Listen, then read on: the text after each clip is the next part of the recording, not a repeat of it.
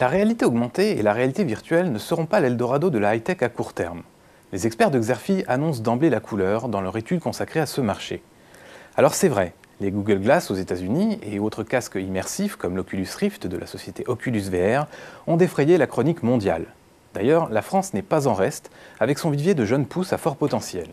Les experts de Xerfi ont ainsi identifié une trentaine de startups comme Diotasoft, Laster ou encore Artefacto qui ont généré ensemble près de 50 millions d'euros de chiffre d'affaires. À court terme, le B2B est le débouché le plus porteur. Il faut dire qu'avec la baisse du coût des technologies, les entreprises clientes vont pouvoir dégager des gains de productivité et mettre en place des dispositifs innovants. Je pense par exemple aux lunettes de réalité augmentée utilisées par Airbus et Accenture dans le cadre de l'installation des sièges passagers.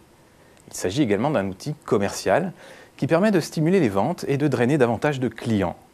Au-delà, la réalité augmentée, c'est aussi un vecteur de communication différenciant. Je veux parler du fameux effet waouh.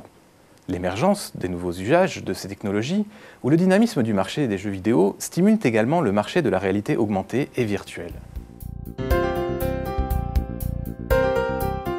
Malgré leurs efforts, les acteurs peinent pourtant à séduire le grand public. Il suffit pour s'en convaincre de penser au succès relatif de la télévision 3D.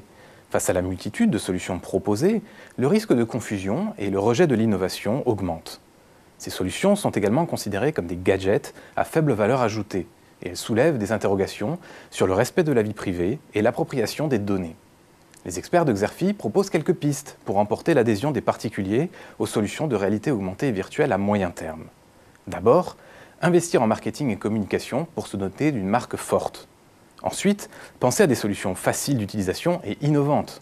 Enfin, la structuration du marché autour d'une ou deux technologies doit permettre de faciliter la compréhension du grand public.